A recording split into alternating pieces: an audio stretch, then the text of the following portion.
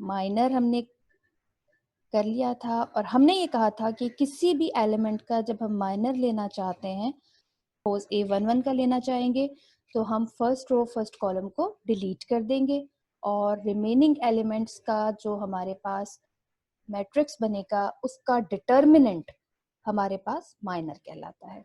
उसके लिए हमने एग्जांपल्स भी ली थी और डिफरेंट हमने माइनर्स को कैलकुलेट भी करके देखा था और ये कहा था कि जितने मैट्रिक्स में एलिमेंट्स हैं उतने ही माइनर कैलकुलेट किए जाएंगे। Now we move towards cofactor of an element. किसी भी एलिमेंट का कोफैक्टर क्या हो सकता है, राइट?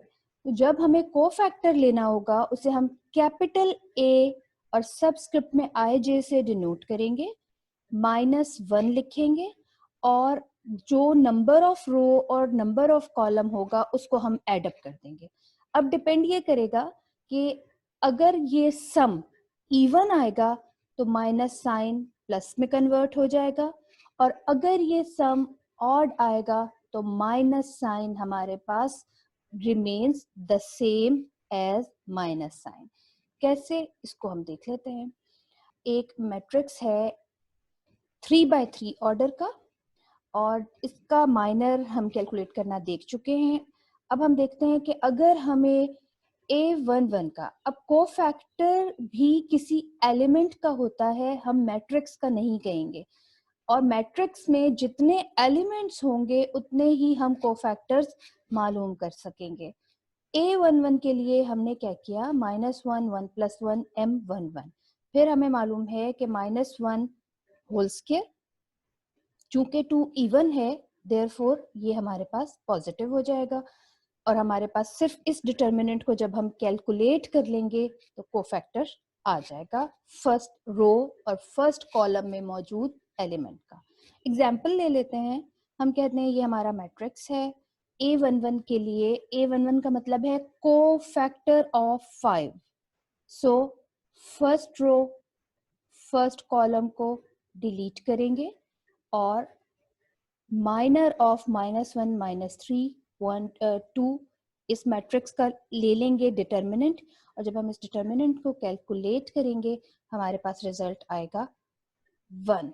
तो कोफैक्टर में और माइनर में क्या फर्क हुआ कि माइनर में आपने सिर्फ डिटर्मिनेंट कैलकुलेट करना है और कोफैक्टर में आपको ये भी डिसाइड करना है कि आया उसके साथ माइनस साइन अप्लाई होगा या प्लस साइन अप्लाई होगा। अब ये क्यों आता है इसको हम आगे डिटेल से भी देखेंगे।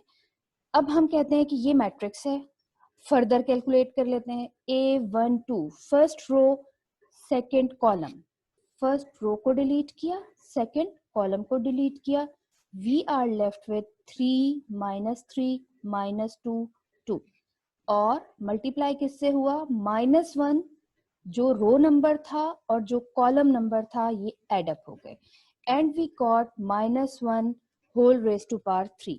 अब जब हमने डिटर्मिनेंट कैलकुलेट किया तो डिटर्मिनेंट तो आ गया 0, 6 - 6, लेकिन -1 होल रेज टू पावर 3 के साथ माइनस साइन था और चूंकि 0 से मल्टीप्लाई हो गया देयरफॉर हमें कोई फर्क नहीं पड़ा। अब हमने क्या किया कि A13 को कैलकुलेट किया। A13 मीन्स कि कोफैक्टर ऑफ -4 1 है तो फर्स्ट रो और थर्ड कॉलम को डिलीट किया, 3 -1 -2 1, ये डिटर्मिनेंट हमारे पास आया।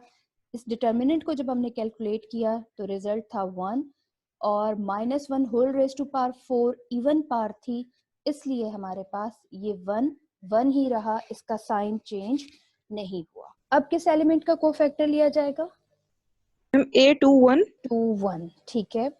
अब अगर हम इसका कोफैक्टर लेंगे तो कैसे लेंगे, मैम सेकंड रो को और फर्स्ट कॉलम को डिलीट कर देंगे। ठीक है, उसके बाद मैम 2 -1 रेज टू पावर 2 + 1 करेंगे ठीक है, और मतलब इनटू डेट ऑफ जो हमने अभी फाइंड किया है, मतलब माइनर फाइंड किया है हमने माइनर A21 का।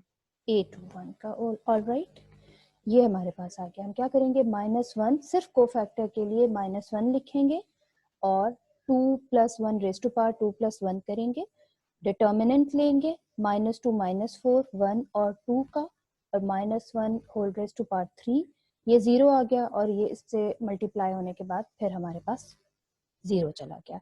जी नेक्स्ट -1 का जब लेंगे को फैक्टर तो क्या आएगा? सेकंड कॉलम और सेकंड रो को डिलीट कर देंगे।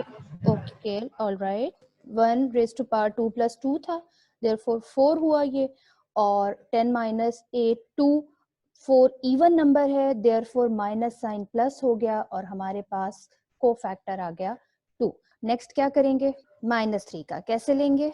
सेकेंड रो और थर्ड कॉलम गया, अब 2 + 3 2 + 3 5 आ जाएगा, और फिर 5 - 2 -2 1 दैट देंगे, फिर उसके साथ मल्टीप्लाई कर देंगे। Multiply, minus, good, minus sign आएगा क्योंकि 2 + 3 ऑड पार है, माइनस साइन इसमें से एक्सट्रैक्ट कर लिया हमने, मल्टीप्लाई हो गया और हमारे पास आ गया -1। A23 के बाद हम किसका ले लेंगे? A31 A31 का, और ये हमने कैलकुलेट कर लिए, A31 A32 A33। अब हमारे पास जो कोफैक्टर्स आ गए हैं ये 9 हैं, राइट? हमें सिर्फ इस साइन का माइनर के साथ मल्टीप्लाई होना शर्त था कि आया वो माइनस साइन मल्टीप्लाई किया जाएगा या प्लस साइन मल्टीप्लाई किया जाएगा। अब हम ये देख रहे हैं कि हर एलिमेंट जो फर्स्ट पोजीशन पर होगा 1 + 1 वो आपके पास प्लस आएगा, राइट? दूसरा कोफैक्टर जब हम लेंगे फर्स्ट रो सेकेंड कॉलम का, तो वो हमारे पास आएगा नेगेटिव साइन, राइट? उसके यानी जो भी माइनर लिया जाएगा उसके साथ हम माइनस साइन अप्लाई करेंगे। फिर हमारे पास A13 जब लिया जाएगा, ऑफ कोर्स ये फिर प्लस हो जाएगा क्योंकि आपको पता है कि एक इवन एक ऑड, तो देयरफॉर हमारे पास जो इसी तरतीब से अगर हम चलें तो हमारे पास जो एलिमेंट A21 पर मौजूद है इसको क्या होना चाहिए? Minus, right? इसके डिटर्मिनेंट को माइनस से मल्टीप्लाई होना चाहिए, फिर इसको प्लस से मल्टीप्लाई, फिर माइनस, फिर प्लस, फिर माइनस और फिर प्लस। अब हमने ये देख लिया कि हमें बार बार -1 होल रेज टू पावर लिखने की जरूरत नहीं पड़ेगी।